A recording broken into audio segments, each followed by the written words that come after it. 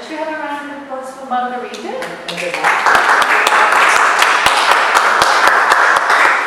That's what? So this is, Margarida was the second place runner-up with her poem, which she's going to read for us. And it was really exciting because we had students from different, all different areas of their study. Margarita's an undergraduate student, right? Yeah. So Margarita, would you like to sort of place this with me? And you'll just be reading it. Gone with the wind.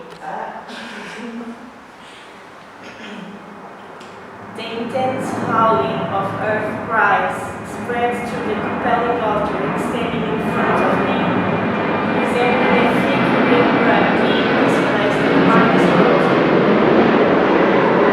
where cut to the expectations, I would not dare to thread between the sacred forests surrounding me. The greens stand tall and proud despite all the scars, provoking on me the sensation of unrequited imprisonment. I feel lost. Where few trees stand today, an entire world once thrived. We made sure there was not a problem. Nature cannot stop our prosperity. It blows my mind on how this is a known achievement which exterminators take immense pride in. I am at a loss for words. So are the birds who no longer sing. As lost are the endless woods that no longer are. I am now drowning in an ocean of my own, peacefully awaiting the day they will come and destroy me. It is that predictable they will find a way to devastate my interior ecosystem. For them to put up a new sign of road work ahead, as if I was just another path where deteriorated that could be fixed, that should be fixed. I like to call it some good style false propaganda. The raging breeze wakes me up from my self-sabotaging reverie, announcing to the trees and all its inhabitants the beginning of our rebellion. From far away, I carefully listen to the salty waves roaring in indignation. We are mad, in every sense of the word. And can we be to blame?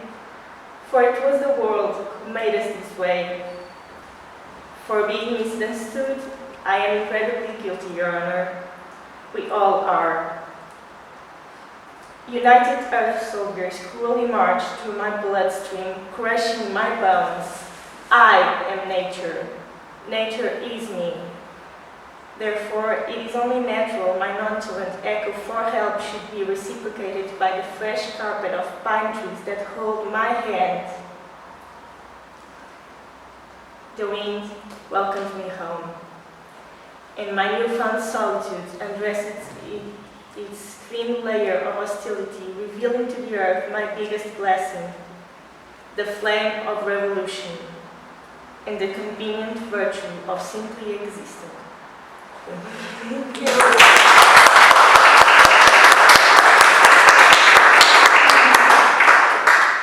That's fantastic. Thank you very much for your contribution. So here we go. Everybody else going to go? So this is third place runner. You're going to read your poem on Zoom. Do you mind if we film you? Oh no, it's fine. Okay, so. Yours forever. May 24th, 1929. My dear lover, it was many weeks ago when you parted me. I'm mourning you today, I'll mourn you tomorrow, I'll mourn you forever. Every day, when the sun comes down, I'll see you, in your eyes and mine, with the colors of the sky. Many people cry, and I know it's for you, becoming the dust laying on butterflies' wings. There's nothing they can do. You know green eyes close and rose lips forever shut, as greenery grows within you, Mother Nature. If I could, I'd condemn someone for this, someone whose actions reflect the reason of your parting, and it'd only take a minute. Through foggy windows, there are brilliances that do what they can, now that there's no one to observe. The birds on the summer's breeze sang the blues away, and cozy warm wind gently touched your skin. No one will again see things as beautiful.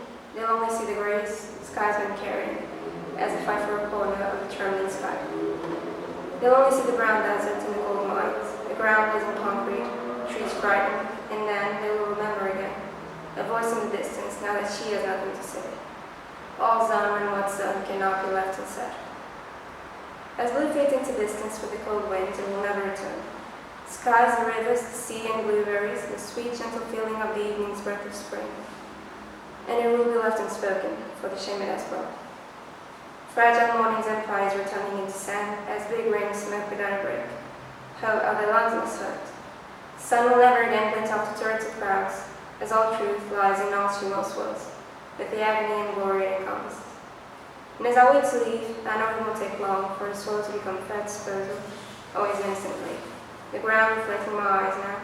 The ancient streets are too dead for dreaming, so I'll go. And I'll rejoin you before the world is taken by the storm. Yours forever, Joseph Evergreen.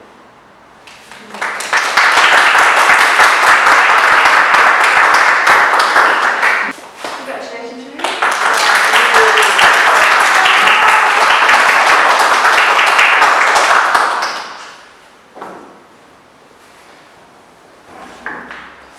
So my short story is called The Chemicals. We are fleeing at last. I take a long last look at what used to be the city of Denver, Colorado. Yet another city that falls.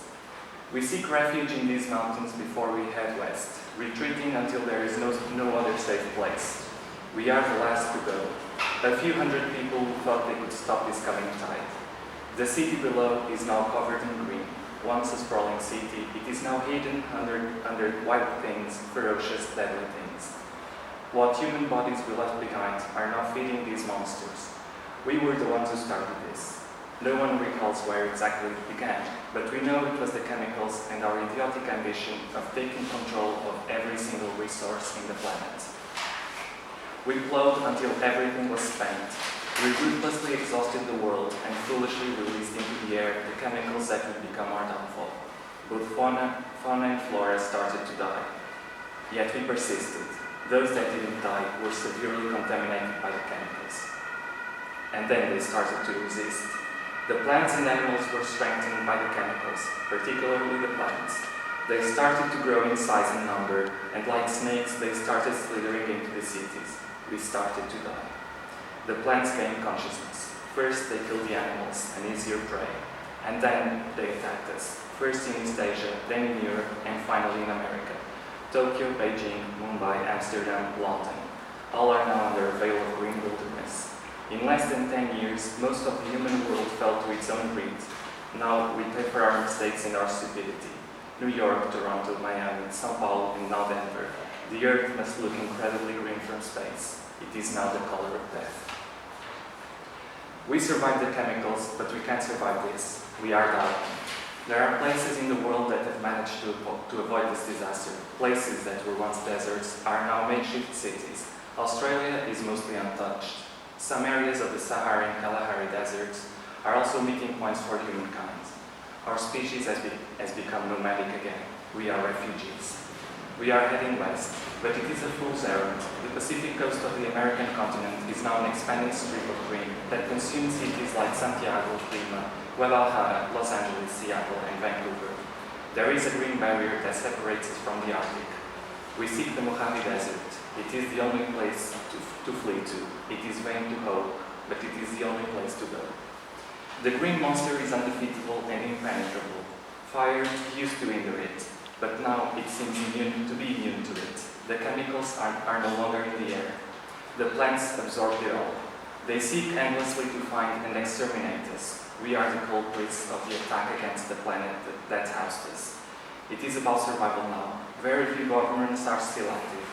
New York, Boston, and Washington, D.C. fell almost simultaneously, as if in a coordinated attack. All activity in the country stopped. Ongoing wars ended abruptly. There is only one war, and we are losing. Natural flora that was unaffected by the chemicals was infected by the new species and instantly turned aggressive. Nuclear strikes were launched on the Amazon. They were useless. Whatever plants survived such attacks turned even more hostile. It was the chemicals. By the time we understood what was happening, it was already too late. They were moving in on us, and we died. Millions of people crushed by this destructive force, they were suffocated, twisted, ruined, and so we retreat. Maybe we can show mercy. What a foolish thought. We didn't show them mercy before. Why should they show it to us? We deserve what we brought upon ourselves. Our hope lies in surviving and hoping the plants will retreat at some point. Not even these mountains are safe. Slowly, the plants crawl in every direction. Only arid places can possibly give us some respite against them. Or the sea, but that is no longer an option. We can't reach the ocean. Now we flee this place and wait them out somewhere safer. There is no further retreat from there. One last look at Denver and I turn away and join the others. I've witnessed 5 major American cities being consumed by the monster created from our crimes against the planet.